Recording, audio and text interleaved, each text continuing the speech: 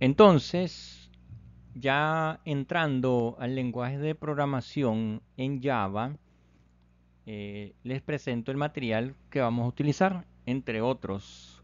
Hay una guía de ejercicio, hay otros videos y hay varios materiales que vamos a ir practicando y utilizando, al igual que las herramientas de desarrollo, claro está. Bien, acá la presentación, aunque parezca un poco retro, como dicen, traté de poner el logo original de Java, el primero, ¿verdad? Por eso aquí le puse el logo oficial, el periodo durante el cual fue el logo original, el primero. Y pues haciendo una, más o menos un estilo similar a la letra, por eso usé este texto en este color, por el color de la tacita de Java. Bien, pero ya ese logo pues después se actualizó ya más moderno y se lo voy a poner en las otras presentaciones. Bien, como podrán leer entonces la historia de Java, pueden buscar en la Wikipedia y en otros recursos. En los libros también mencionan un poco la historia de Java y esto es para ubicarnos pues en toda la situación que en ese momento existía. Bien, Java empezó como un lenguaje de programación, pero ya a la fecha es una plataforma. Bien, ¿qué significa esto? De que va más allá de programar. Y podrán ver ustedes que sirve para dispositivos, sirve para artefactos, sirve para la web. Como les decía, también es la base para móvil, Android sobre todo. En fin, entonces ya por eso es una plataforma. Y pues empezó en el 95 del siglo pasado, 1995, y la empresa original es Sun Microsystem, ¿ya? Que pues con el tiempo la compró Oracle en el 2010. Inicialmente este señor James Gosling fue el que empezó con esto del lenguaje de programación para la creación, ¿verdad?, de un nuevo lenguaje, porque inicialmente pensaban mejorar o ampliar, ¿verdad?, sus proyectos con C, con C++, que eran los lenguajes de la época, pero bueno, al final se decidieron por hacer un nuevo lenguaje de programación que en su momento pues tuvo su nombre y pues después le llamaron Java. Este señor, ahí buscan, este, nació en el 55, imagínense, un científico de la computación. Me gusta ponerle lo que estudiaron para que sepan como base que, bueno, en esa época es como que son teóricos, pero pues pueden desarrollar también. No existía tal vez en ese momento ingeniería de sistema o ingeniería en computación, o era otro el enfoque de estas carreras que ahora ya pues se han también modernizado. Entonces estas personas lo que creaban eran lenguajes, compiladores, herramientas un poco más de nivel intermedio para crear otras tecnologías. Entonces él es el padre del lenguaje de programación Java, James Gosley y su equipo de trabajo. Bien, y pues así después ya llegamos a Oracle, que es una de las grandes empresas y su fuerte es el desarrollo, las soluciones en la nube. Hablamos de bases de datos, ¿verdad? Inmensas, muchas herramientas. Ahí está Oracle como herramienta y como nombre de la empresa, que es un gestor de bases de datos más allá y todavía tiene otras ventajas de uso. Pero bueno, entonces Oracle ahorita es digamos, el propietario de Java. Claro que ellos liberan cierta parte del código y puede ser usado por las comunidades de desarrollo. Bien, y pues ya aquí les pongo el logo actual a la fecha de Java. Ya vieron cómo cambió. Bien, ya a la fecha pueden buscar ese enlace también en este sitio web donde les aparece la historia un poco del logotipo y de muchos logotipos de empresas famosas. Bien, entonces entrando a Java, un, en gran medida, pues como dice allí, muy parecido a C++, por eso ahí la captura de pantalla un poco, aunque ahorita no comprendamos qué dice allí, pero más o menos cómo se escribe en lenguaje Java. Bien, parecido a C, a C++. En estos lenguajes lo común, el punto y coma, el asterisco, el par de llaves de apertura y cierre, y estas palabras import, public, class son famosas, conocidas, string, ¿verdad? Para este tipo de lenguaje con esta sintaxis. Y entonces pues Java pues tiene su forma de trabajo un poco particular. Si también nos remitimos a la historia, la idea es que este lenguaje se puede usar o se pudiera usar en múltiples dispositivos, no solamente computadora, ¿verdad? Sino que tuviera que aplicarse, por ejemplo, a televisores, a lavadoras, a licuadoras, a cafeteras. Cualquier máquina que pudiera tener un procesador era la visión que tenían ellos para Java. Bien, pues entonces, como en todos estos dispositivos habrá un sinnúmero de características y condiciones, no todos van a tener una pantalla, un teclado, una interfaz para conectarse con el usuario, ¿verdad? Una consola, le podemos llamar así. Entonces, se ideó que en vez de que el lenguaje Java se pudiera compilar a un sistema operativo, por ejemplo Windows, Linux, Mac, ¿verdad?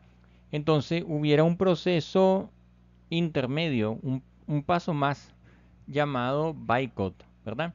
Entonces allí era donde se necesitaba la máquina virtual de Java, Java Virtual Machine, JVM, ¿verdad? Entonces esta máquina virtual era la que al final era como un intermediario entre saber si el lenguaje se iba a interpretar o a entender o a traducir para un televisor, para una licuadora, para una refrigeradora, etcétera.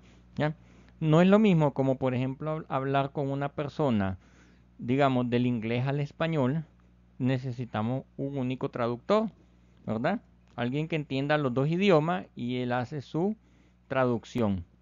En este caso es como que si tuviéramos pasar, por ejemplo, dos personas que hablan dos idiomas muy diferentes, pero tal vez no podemos conseguir un traductor que hable directamente los dos idiomas.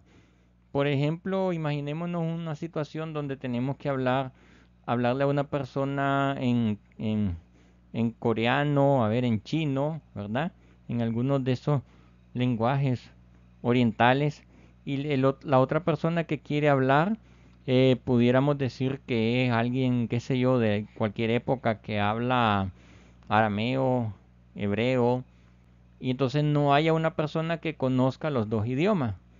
Entonces, por ejemplo, pudiéramos decir, bueno, vamos a buscar dos personas, el que nos interprete del hebreo al inglés y luego otro que nos hable del inglés al chino, ¿ya?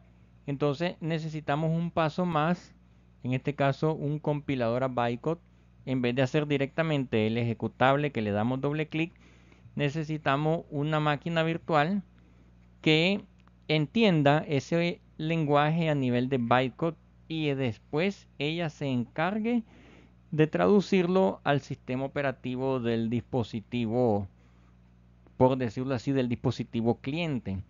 ¿Verdad? Entonces, por eso es que tenemos máquinas virtuales para Windows, máquinas virtuales para Linux, máquinas virtuales para Mac OS, para emuladores de dispositivos móviles.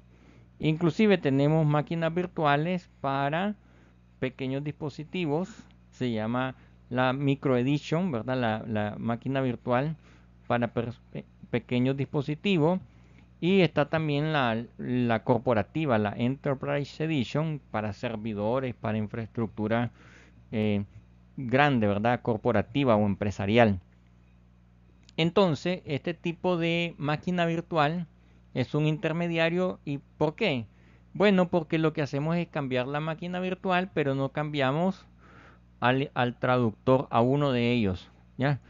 El lenguaje ya compilado a bytecode se mantiene, y si yo lo quiero hacer funcionar para Windows, me busco la máquina virtual de Windows. Pero si yo ese mismo bytecode lo quiero hacer funcionar para Linux, pues busco la máquina virtual de Linux, ¿ya? Entonces el proceso es tal vez un poquito de un paso más, pero el código se mantiene casi inalterado, ¿ya?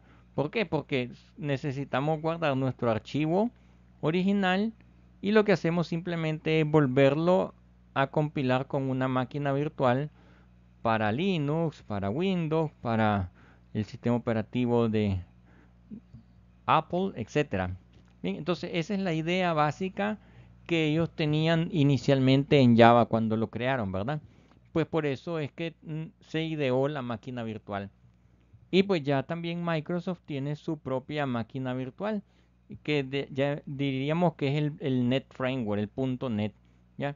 Uno programa en cualquier lenguaje, .NET, C#, ASP.NET, etcétera, y después uno lo puede ya en la máquina del .NET, ¿verdad? Lo que hace es entender todos los idiomas. Es como si existiera un traductor universal. Bien, entonces esa es la lógica de Java y de la máquina virtual, pues específicamente de Java. Una máquina virtual específica para cada arquitectura, para máquinas que tengan procesador Intel, Pentium, etcétera. Entonces no importa el sistema operativo, no importa el hardware, no importa, pero sí la máquina virtual con que buscamos, con eso es suficiente, ¿ya? Y por lo general, pues las máquinas virtuales pues solamente se descargan del sitio oficial y ya quedamos con nuestro mismo código original de Java con tal vez muy pocas alteraciones. Entonces, la idea aquí se la represento en este gráfico, indicando lo que sería el código fuente y la comparación entre uno y otro lenguaje. ¿Ve? Como pueden observar por acá, entonces el proceso es que pasa por un compilador en un lenguaje, ahí se revisa la parte sintáctica, lexicográfica, es decir, la forma en que se escribió. Luego se pasa a la parte del orden lógico, la semántica y hasta después se genera un código. Bien, ese es el caso normal de un traductor de un lenguaje, ya cuando lo hacemos ejecutable, es decir, ya quedó desde la interpretación se compiló a esa máquina, a lo que se llamaría a bajo nivel y luego vuelve a quedarse como un ejecutable.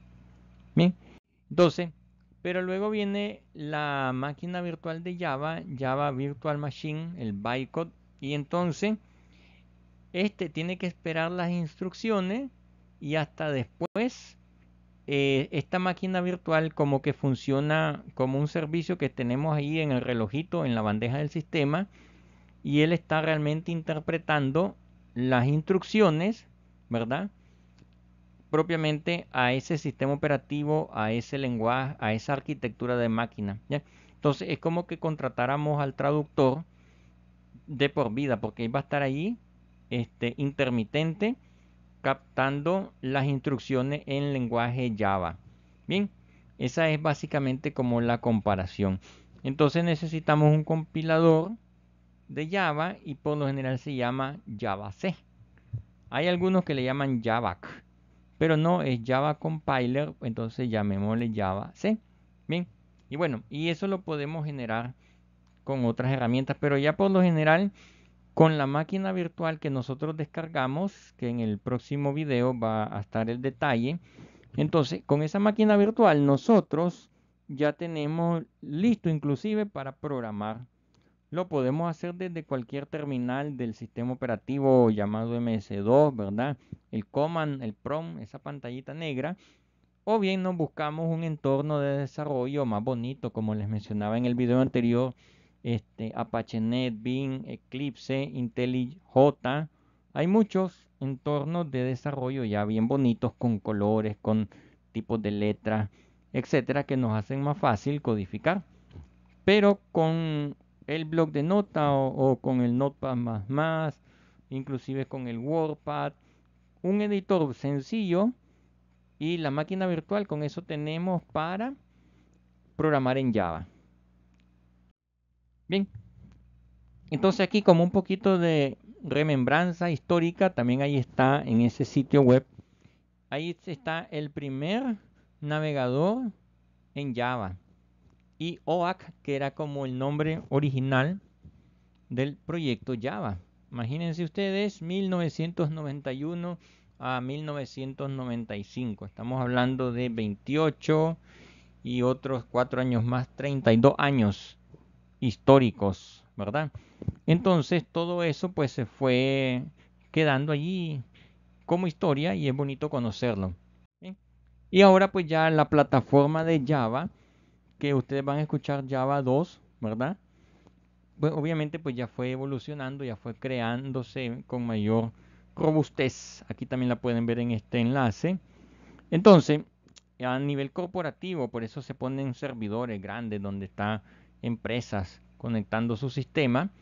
Lo normal que nosotros trabajamos la versión estándar, ¿ya? Que son para computadora, para pequeños sistemitas de alguna empresa pequeñita que no necesita una gran infraestructura y para pequeños dispositivos llamado lo que es Micro Edition, ¿ya? Telefonitos celulares, calculadoras, camaritas de webcam, etcétera. Pero en esencia todas funcionan con una plataforma Java, ¿verdad? Y con una pequeña infraestructura que son las máquinas virtuales, ¿ya? Eso corre como un pequeño sistemita, una pequeñita aplicación del sistema dentro del sistema operativo. Por eso es que aquí menciona la gráfica memory y sistema operativo. Es decir, necesita estar corriendo siempre la máquina virtual para que me entienda cualquier lenguaje o cualquier código que yo haya hecho en Java, ¿ya? Y luego pues compilado. Pero necesitamos un sistema operativo y usa un poco de memoria del dispositivo, en este caso de nuestras computadoras. Bien, entonces esa es la lógica de trabajar con Java. La máquina virtual de Java y la plataforma que tenemos sobre la que funciona. Entonces, pero ya después de eso, pues hubo un poco de mejoras. La rapidez con la que las tecnologías Java ah, interpretaban las peticiones, pues ya ha ido mejorando también. Bien, entonces también tenemos otras tecnologías basadas en Java, hay otros compiladores también de Java también. ¿Bien? Pero lo mejor es usar la oficial, la original de que ahora es de Oracle, para que no tengamos problemas de compatibilidad. ¿Sí? Bueno, y entonces era una herramienta de trabajo. Después se amplió, pero inicialmente codificaba y decodificaba señales, ¿ya? Para transformarlas a la máquina cliente, al sistema operativo y al uso de su arquitectura. Esa pues era básicamente la función. Y por acá les pongo al equipo de desarrollo de Java, ¿verdad? Ahí buscan el Green Team y ahí les aparece este enlace. Y parte de la historia que les contaba. Entonces, hasta después, por problemas de conflictos de nombre, ya se llamó Java. Bien, cuestiones de licencia de comercial y todas esas cosas, derechos de autor. Entonces, como objetivo Java tenía la máquina virtual, ¿verdad? Y pues esto fue expandiéndose. Pero ya después la plataforma se orientó, como ya estábamos en los 90, ya también el Internet tenía auge. ¿Ya? Y entonces el enfoque se amplió y ya se reorientó también a la web, a los servidores, a la arquitectura de servidores, de empresarial, ¿ya? Y entonces pues siempre han seguido trabajándolo en mejora de estos enfoques, de estos objetivos iniciales, pero ya también desde el punto de vista del Internet. Entonces, después de que Java pasó de su versión 1.0a y después vino el año 95, ¿verdad? Y después muchas conferencias y después por allá vino Oracle y la compró y todo ese detalle pues fue avanzando en las máquinas virtuales, en su procesamiento de bytecode y en todas las plataformas que se iban integrando. Entonces se creó el JDK, el Java Development Kit, ¿verdad? El kit de desarrollo de Java y pues con diferentes paquetes que se le fueron añadiendo. ¿Ya? Paquetes son como pequeños códigos ya, valga la redundancia, empaquetados que uno solo lo usa. Por ejemplo, funciones matemáticas, funciones de conexión con la computadora a través del micrófono, el parlante, el teclado, entradas de datos. esos ya vienen hechos y entonces uno no tiene que programar eso, sino que ya vienen hechos por desarrolladores o por otros. Y entonces esos paquetes uno los puede incorporar. Bien, allá en su momento Java se hizo famoso por los applets, ¿verdad? Pero eso pues por problemas de seguridad como el asunto de Flash, muchos virus, ¿verdad? Y por ahí había vulnerabilidad, entonces ya esa tecnología pasó a otra función, pasó a mejor vida alguna. Y pues por aquí la línea de tiempo de Java, ¿verdad? Cómo vino evolucionando. Igual pueden ver el enlace y ahí ya saben como una línea de tiempo, pueden ampliar con más detalle.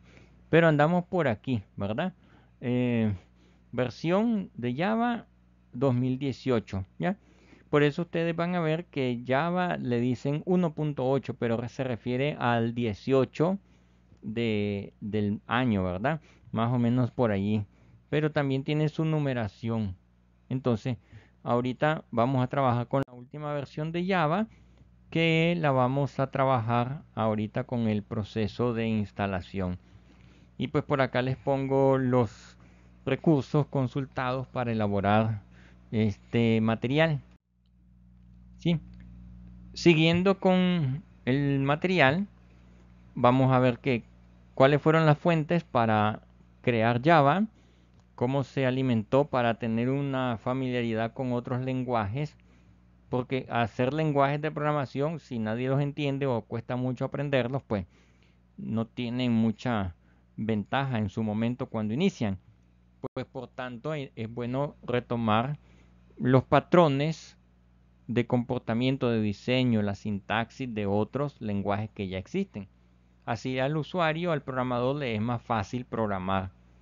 Entonces, ¿qué características tiene Java? Todas las que vemos por acá. Es sencillo, es seguro, es portable. Hablamos del paradigma orientado a objeto en el video anterior, así que Java es orientado a objeto, es robusto, es multihilo. Algunas cosas las vamos a ir explicando en los códigos que desarrollemos. Alto rendimiento, ¿qué significan todas estas cosas? Entonces no se pierdan nuestros próximos videos de la serie. Dinámico, distribuido, normalizado. En fin, son características del lenguaje. Bien. Usa paradigmas orientados a objetos, por eso fue su objetivo desde el principio. Se puede ejecutar en múltiples sistemas operativos, parte del enfoque de la máquina virtual. Soporta la red. El sistema se puede trabajar en forma sistemas remotos y pues obviamente su parecido en la escritura a C++, ¿ya?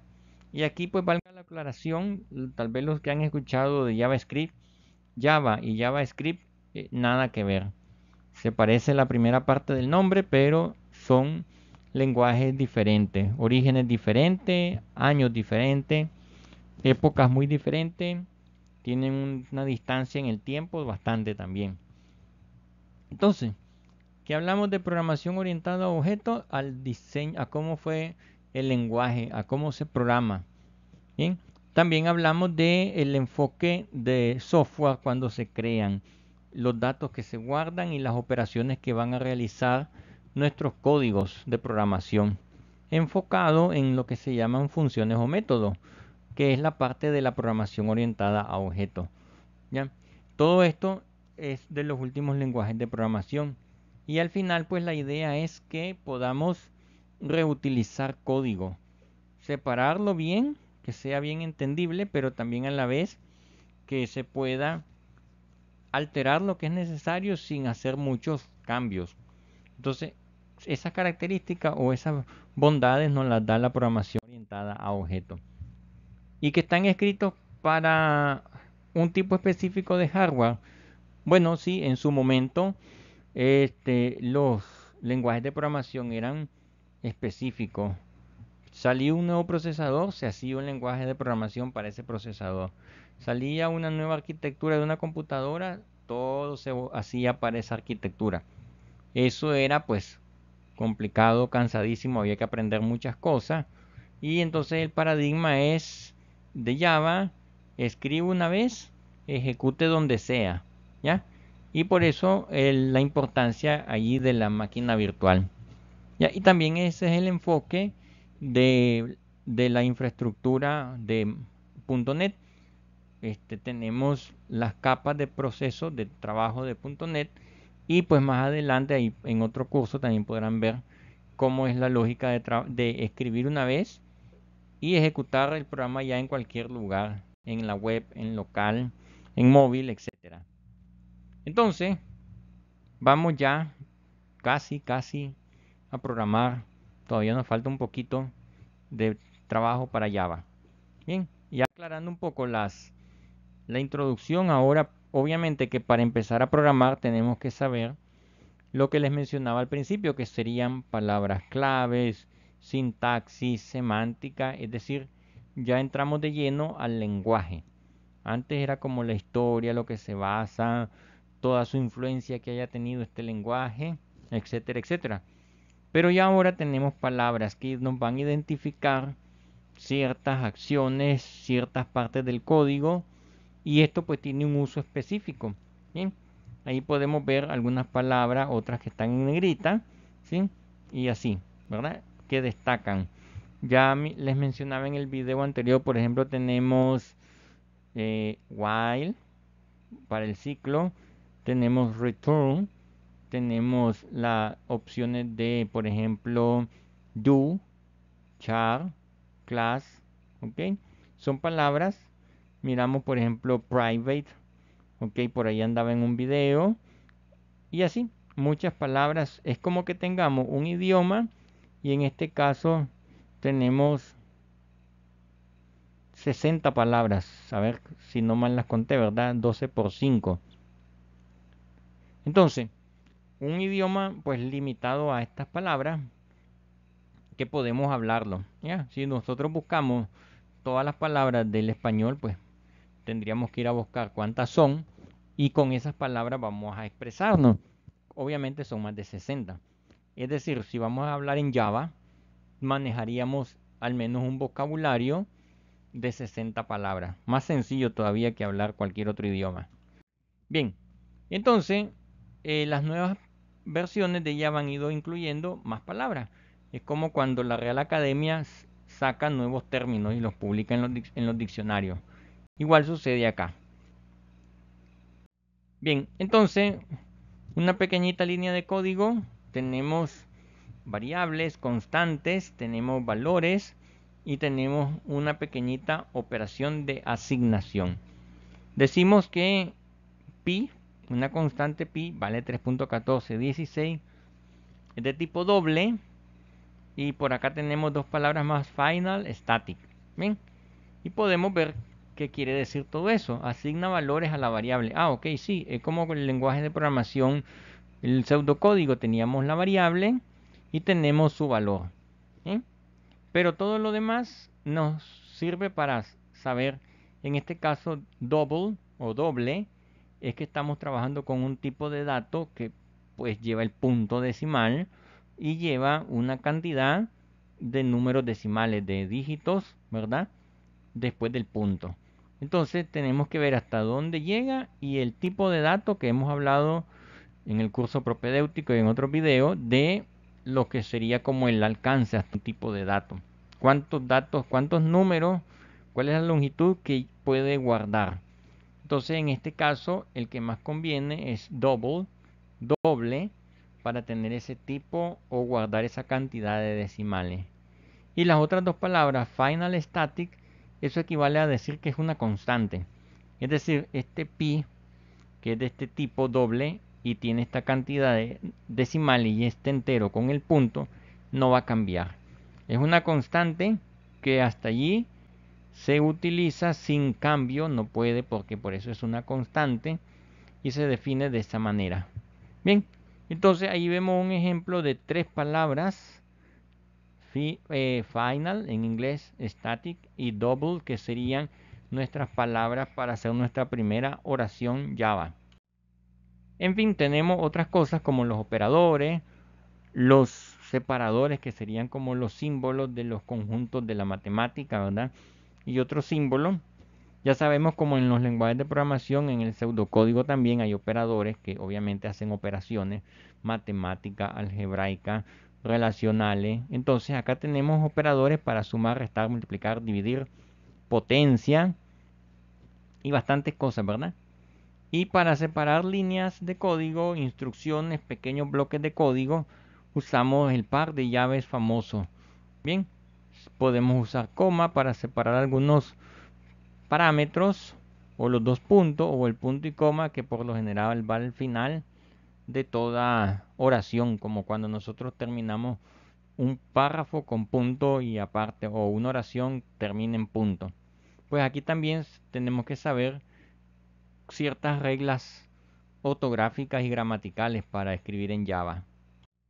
Bueno, aquí viene la explicación de lo que es un operador, qué es lo que podemos hacer de operadores y cómo trabaja un operador con dos o más valores para devolver un valor, como cuando hacemos una operación matemática.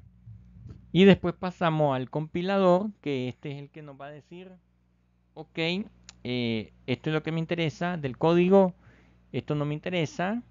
Revisamos toda la sintaxis, compilamos, vemos qué pasó, lo transformamos al bytecode y después de eso nos da el lenguaje compilado según la máquina virtual que nosotros tengamos. Bien, esa es la idea. Y aquí viene una lista de operadores que podemos utilizar. Ahí está la negación, el complemento del operador, llamémosle lo que es lo contrario del absoluto, ¿verdad? El absoluto extrae el signo y siempre es positivo. Este lo cambia, si es más lo cambia menos y si es menos lo cambia más porque menos por menos da más. La misma lógica de la matemática, ¿ya? Negar algo con el signo de interrogación de cierre y el complemento de 1, ¿verdad? Para lo que nos recordamos de los conjuntos, si no es el todo es nada o lo que esté afuera. Bien, pero eso lo vamos a ver más adelante. Entonces tenemos operadores que pueden, valga la redundancia, hacer operaciones. Y aquí tenemos la lista de los operadores, que luego esta parte la vamos a desarrollar en ejercicios, en códigos que vamos a practicar a escribir, a compilar, a ejecutar, para que miren cómo se escribe y se habla Java. Bien, entonces ahí tenemos suma, resta, multiplicación, división y residuo, o conocido como mod, ¿verdad? El igual, el distinto, menor, menor o igual, mayor o igual. Bien, el and, el or, etcétera. Varios operadores para, valga la redundancia, operaciones. Podemos trabajar los bits. Bien, y ahí hay muchas operaciones que podemos realizar. En el tema que les mencionaba en el video anterior de los sistemas numéricos, aquí estamos trabajando con un número en binario. Bien, Java también permite entonces trabajar binario, octal, hexadecimal y otros sistemas numéricos. Entonces en el binario a nivel de bits se van a mostrar los números en secuencia pues de ceros y unos. Y así hay otras formas de representarlo con otro formato los otros sistemas numéricos. Y aquí seguimos hablando de los operadores a nivel de bits, que también los vamos a resolver con ejercicios, cómo sumamos bits, cómo restamos bits, cómo los movemos, etc. Y también cómo nosotros vamos a darle la prioridad a las operaciones que hacemos. Como en la vida cotidiana sabemos que podemos usar paréntesis, ¿verdad? Para darle prioridad a una operación, para agrupar algo y hacerlo primero. Igual la precedencia, podemos saber que está el exponente, ¿verdad? O la raíz. Luego pueden ser lo que serían, estos son los operadores de potencia y su inversa la raíz. Y después venimos hacia abajo, la multiplicación, etcétera, etcétera. ¿Ya? Entonces los operadores tienen su precedencia como en las matemáticas. De hecho, de allí los toman. Bien, para que todos hablemos el mismo lenguaje. En este caso, lo que esté entre paréntesis va a ser lo primero. Bien, por lo general, en alguna otras circunstancia habrá alguna opción pues que se pueda tomar en cuenta. Pero bueno, continuando entonces, aquí tenemos la precedencia de los operadores que podemos incluir su tipo y la operación o el operador cómo trabaja. que también lo vamos a desarrollar en ejercicio ya en el entorno de desarrollo. Entonces, por eso pues los paso rápido para solamente que miren la lista y su nombre, ¿verdad? Comparación de igualdad, and, or, el SOR, el and lógico, etcétera. Condicionales de asignación. ¿Sí? Y por ejemplo, acá yo puedo poner, ok, este es un número entero que vale 3. Este es otro número entero que vale 4. Tenemos una variable entero que se llama resultado que no tiene ningún valor. Pero resultado va a ser la suma del primer número más el segundo número por 3. Y sabemos que cuando tenemos una multiplicación, eso es primero. 4 por 3, 12, más 3, 15. Sale una pantalla, ¿verdad? Salida en pantalla, System Out Print Line. Sale una nueva línea, ¿verdad? En pantalla con el valor de resultado. Entonces, 4 por 3, 12 más 3, 15. Lo que va a salir está comentado acá con estas dos barritas. Esto imprime el valor de 15, porque la prioridad de los operadores, como en la matemática normal, primero se hace la multiplicación, en este caso porque no hay otro. Y así, entonces, operadores, precedencia y agruparlo, pues entonces tiene la misma lógica matemática. Bien, aquí teníamos 4 y 3, 7 por 3, 21, porque el paréntesis nos da la prioridad aún sobre la multiplicación. Bien. Y bueno, aquí está la explicación del por qué da 21, que ya se los acabo de contar. Bien. Y así podemos sumar, restar, multiplicar, dividir, sacar el módulo o resto o residuo. Y acá pues les hago la captura de pantalla para el que quiera curiosear y ya haber tenido su instalador de NetBeans o de Eclipse o cualquier otro editor y perfectamente lo puede escribir y funciona, ¿ya?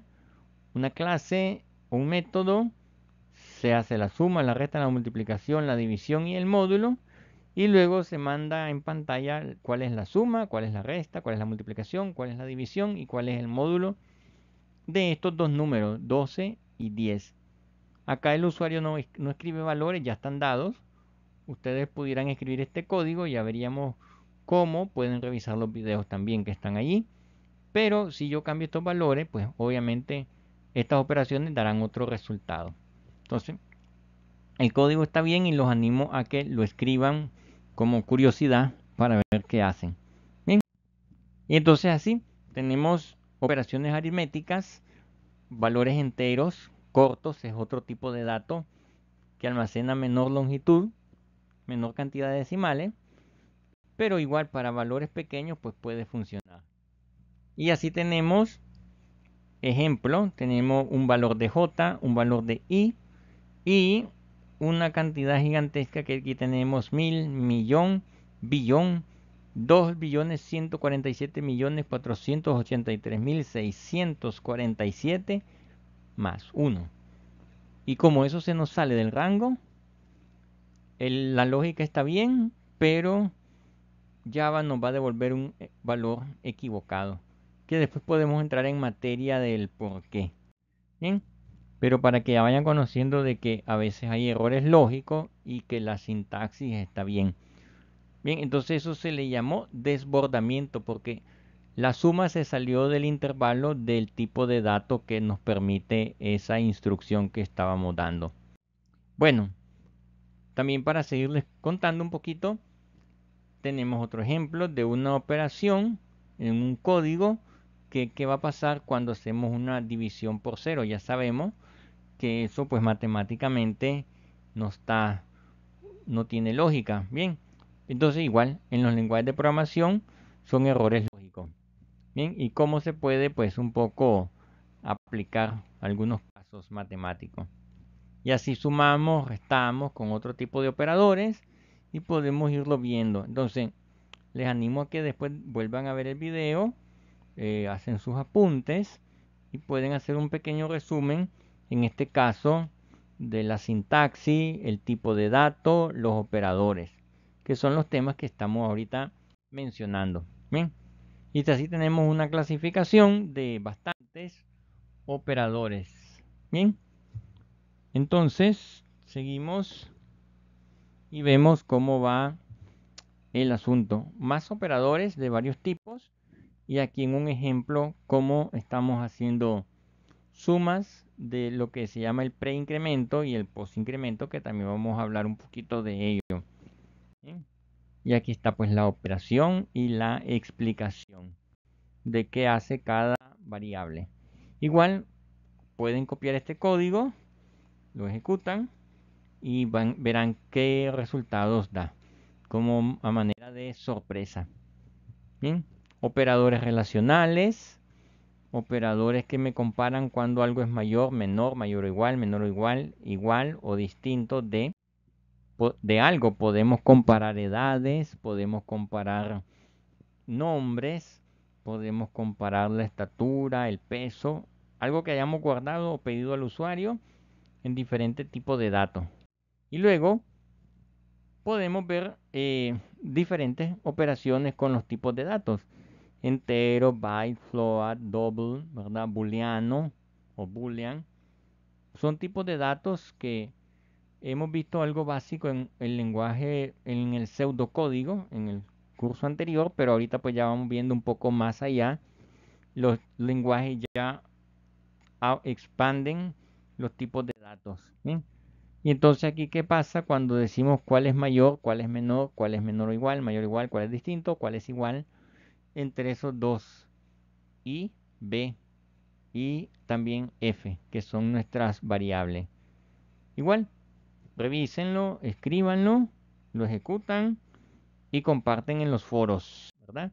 Así pueden ir haciendo sus corridas del programa y comentando qué fue lo que les pasó, si les dio algún error y haciendo el comentario. Entre todos también pueden participar.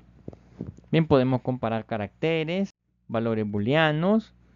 En el caso de los valores booleanos ya sabemos que comparamos falso y verdadero. Bien, entonces aquí también con lo booleano vemos verdad o falso. O la negación de verdad es falso y la negación de falso es verdadero. Y así podemos combinar.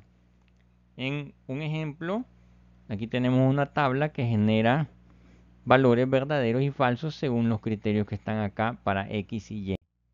Y después sale en pantalla qué pasa con verdad y verdad, verdadero y falso, falso y falso, verdadero y verdadero, y todas las combinaciones que podemos generar.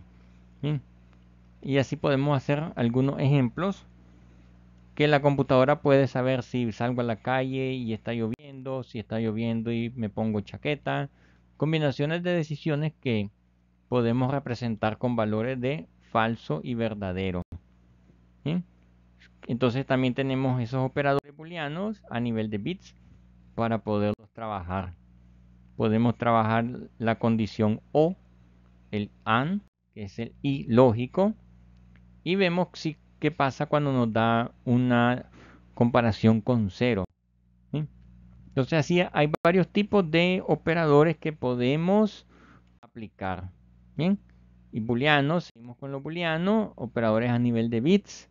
¿Y qué es lo que pasa cuando el lenguaje está representándolo y tratándolo de compilar?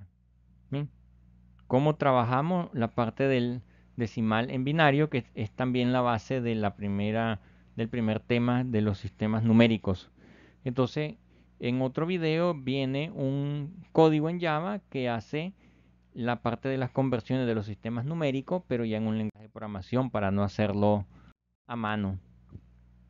Entonces, hay varias cosas interesantes de este lenguaje de programación, su sintaxis, su semántica, sus operadores, cómo se trabajan ellos en grupo o individual, cuáles son los valores que se tienen y cómo se integran en código.